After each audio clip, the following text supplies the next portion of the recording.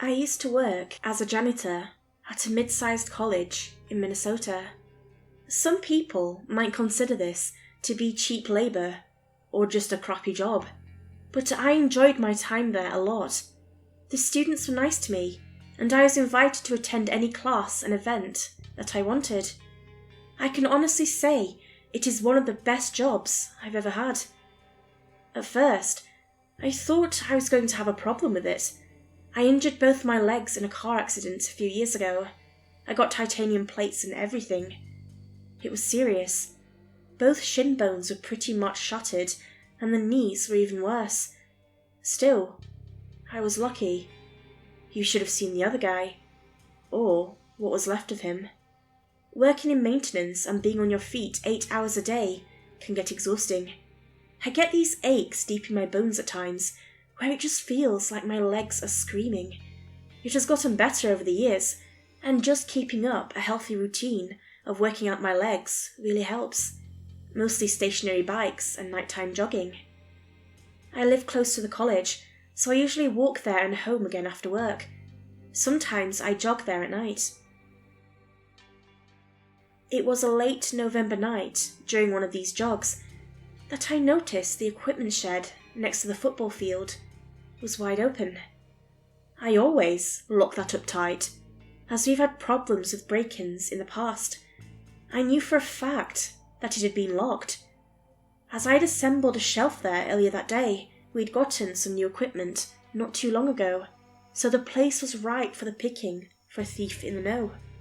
I typed in the emergency number on my phone, put my finger on the dial, and walked up to the shed. As soon as I got closer, I noticed something was wrong.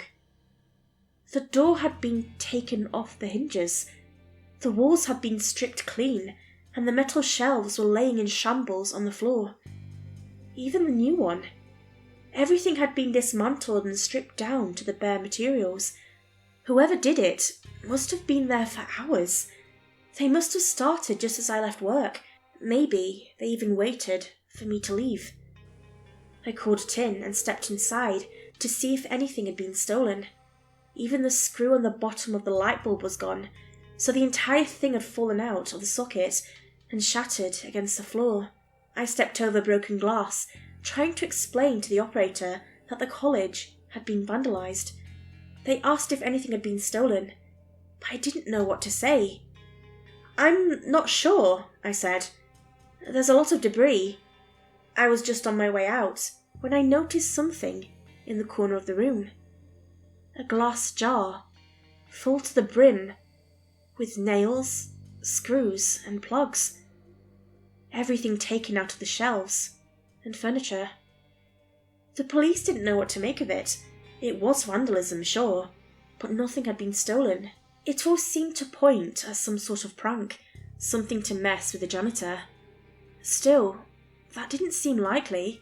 I'd been on the receiving end of pranks before, but this was just weird. I'd never heard of anything like it. Some of the pieces that were dismantled couldn't be fixed, so it was just destruction of property. That's not a prank. That's just malicious. It didn't take long for the whole thing to calm down. Students and faculty all stopped talking about it, but to me, it was still a mystery. I started double-checking the college at night, just to see that there were no automatic lights triggered where they shouldn't be. No big deal, I thought, until I noticed a light in the faculty lounge one Thursday night. It had only been a week.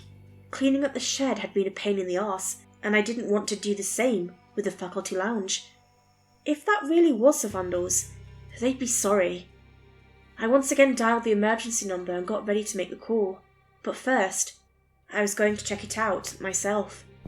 Walking around the college at night is scary. It is dark, and the halls echo. I had access to all the keys and hurried up the stairs. There were electronic locks further up, so whoever went up there had to have a key card. I hurried to the faculty lounge. The lights had turned off automatically, so whoever had been there wasn't around anymore. Or maybe the bulbs had fallen out of their sockets again. The moment I stepped into the faculty lounge, all hell broke loose. Lights fell from overhead, furniture collapsed, the fridge fell over, spilling ingredients all over the floor. Wall-mounted cupboards fell apart. Everything on the walls fell, simultaneously. Pictures, paintings, diplomas, and a whiteboard for scheduling. Even the coat rack next to me fell apart, pieces of wood smattering against the plastic tiles. The sink started spewing water all over the floor. In the blink of an eye, it was all over. I could barely breathe. I swear, I almost had a goddamn heart attack. I'm the kind of person who gets agitated by loud noises, so I couldn't do much else than to scream in frustration. No one was there to hear it. And there, on the top of the pieces of a fancy new couch, was a large glass jar of nails, screws, and plugs. What the ever-loving fuck? This time, everyone took it more seriously. The police got involved. We checked security cameras, but there was nothing out of the ordinary. We checked the ID of everyone who'd entered the building, but there was nothing. The only conclusion they could come up with is that whoever did this had slipped in with the rest of the students and just stayed late. If they climbed out through the window, we could have missed them on the cameras. I did try to strike up the occasional conversation with students around campus about it. There were a lot of rumours flying around. Someone thought there was a corpse under the shed and that they'd moved it. That all of this was just a cover-up to distract from the first dig. Another student thought it was crackheads looking for copper to steal. Finally, one rumour was that it was someone psyching people out before a school shooting. Dark shit. All of it. The one thing I heard that felt plausible was the suggestion that it was a pissed-off student. Someone who'd been wronged by the faculty and wanted to do something. It was a Friday afternoon when I accidentally ran into the Dean of Admissions in the cafeteria. I asked her if she could think of any angry students, but she laughed it off. To her, it was obvious what I was referring to. "You're talking about the Lassett girl, right?" she said. "That was over a year ago. I don't think she'd wait an entire year to get back at all the staff." "Lassett? Lassett who?" "Lorraine Lassett," she clarified. "Skinny white girl. Got kicked out of her dorm about a year ago." "Why? What happened?" "She was basically squatting. She hadn't paid her tuition, and she refused to leave. She made a huge scene. They had to drag her out of the dorms." I had no idea. I'd worked there for 3 years, but I'd never heard of it. Apparently, it had happened over Christmas, when I'd been out of town visiting my family. It sure sounded like something you'd be pissed about. Maybe not pissed enough to start dismantling school property, but it was a start. I asked around about it, and most students were uncomfortable even talking about it. It had been heartbreaking. Just a long series of bad luck. Her dad, the truck driver, had been in an accident. A car had swirled in front of him, and he'd run them straight off the road. It was horrific.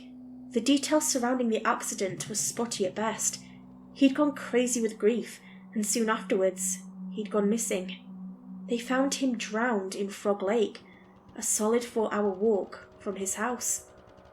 As he'd been fired, he'd lost most of his health insurance. His estranged wife, Lorraine's ex-stepmother, got most of his belongings. Lorraine was left with little to nothing. She lost her scholarship, as she couldn't keep her grade average up. She'd missed a lot of classes, and another student was showing promise, so she suddenly had a tuition to pay for. Apparently, she'd tried to pay with her savings. This big glass jar full of pennies and silver dollars. Instead, she was kicked out, jar and all. They'd just put her out on the street.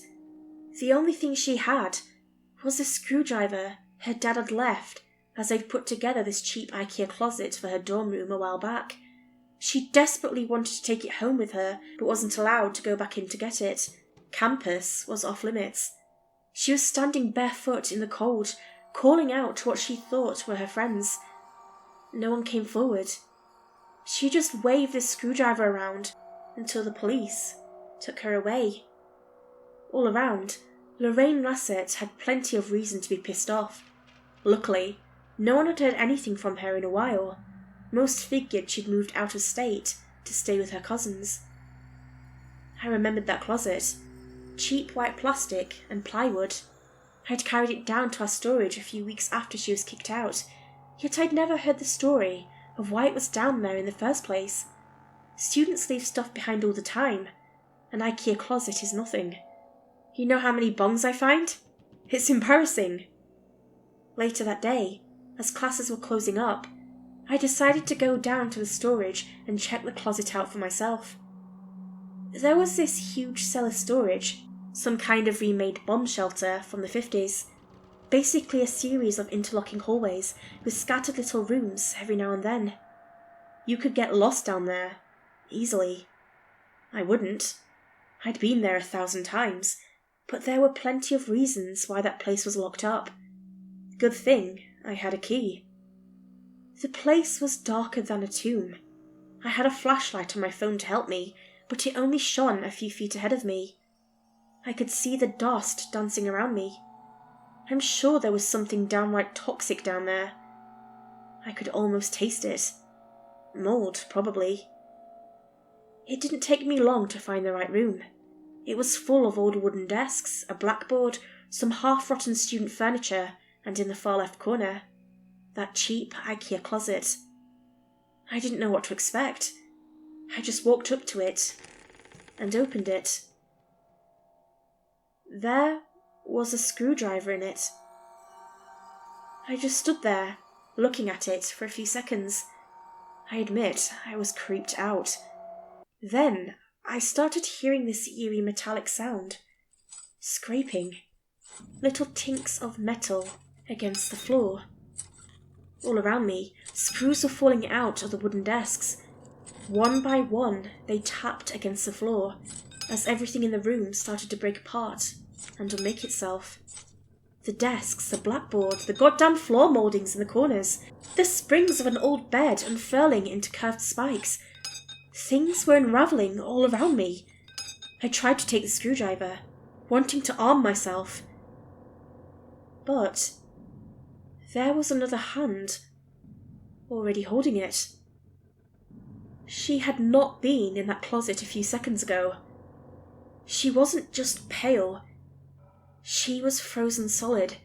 Her long blonde hair was tangled, and chunks of it had fallen out. She was sickly thin, wearing a torn and stained yellow summer dress. Her feet and hands black from frostbite, twisted like twigs. Her lips were blue, pulled back in a skeleton smile. Her eyes were gone, leaving red and swollen skin in their place. I panicked. Holding up a hand to shield myself, I fell backwards, tumbling over the remains of an old wooden desk. I sprained something in my back. There was a snapping sound, but it didn't come from me. Lorraine's knee was bent the wrong way. She fell face forward, smacking her head straight into the concrete floor, just an arm's length away from my face. Like a marionette puppet being pulled up with invisible strings, she slowly rose from the floor. Broken or not, she was coming for me. She was breaking apart, and all the furniture in the room fell apart with her. The only thing not budging was her grip on that screwdriver. I had to try something. Forcing myself up, I ran for the exit, passing her by just a few feet. Blackened twig-like fingers brushed against my shoulder. Her footsteps made just the tiniest clinking noise, like porcelain tapping on a rock. I reached the hallway before my sprained back betrayed me. I fell forward, screaming in pain as I hit the floor. Hard. She followed me, one snapping joint at a time.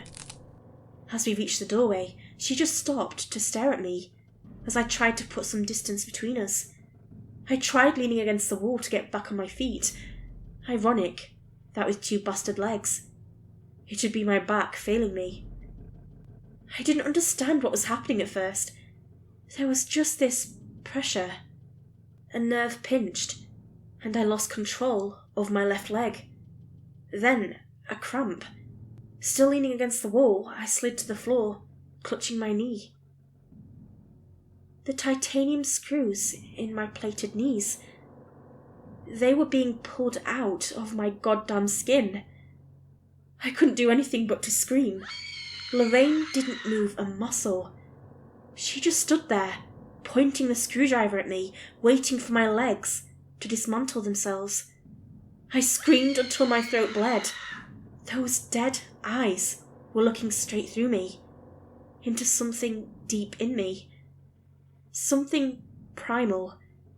I just felt this swelling, all-consuming panic as my knees split open, and I lost consciousness. Somewhere in the darkness between death and life, I heard the clinking of nails, screws, and plugs being dropped into a glass jar. I was found half frozen the next day and taken to the emergency room. No matter my witness statement, they figured I'd walked down there and gotten myself lost. They never tried to explain the screws missing from my knees. They did find titanium screws in that glass jar, but there was no blood on them. Apparently, Lorraine just wanted the screws, not my blood or my life. No one even attempted to explain that shit. Before I handed in my resignation, I looked up the rest of Lorraine's story. Apparently, she'd been close to keeping her grade average up, despite the tragic loss of her father. The college had increased the score limit. This was done to appease a donor, whose son wanted to get in on a scholarship. He didn't need it, but there was a certain prestige to it. The donation more than covered for the scholarship itself, and a sizable compensation. Remember how I mentioned we got new equipment? Yeah. This was why. The shelf I'd installed that first night, when the shed by the football field was torn apart, had been the final item we bought with that donation. Apparently, Lorraine had waited until it was all set up before she started tearing it down. To the best of my knowledge, Lorraine is still out there. I'm sure if someone were to look closely, they'd find her body in Frog Lake, right where her dad passed away. The only difference between them was that no one came looking for her. That college has been in the papers because of this a few times. They're downplaying it for the media, but I know they're worried. I know they're getting my warnings and emails, and once I get out of this goddamn wheelchair, I'll be sure to let them all have it for ignoring me. But another part of me just wants to hide, to crawl into some dark corner and hope no one sees me. I sometimes imagine hearing the screws loosen from my bed, and I can feel myself falling as the springs fail. Sometimes I imagine the kitchen cupboards feeling loose, ready to fall out.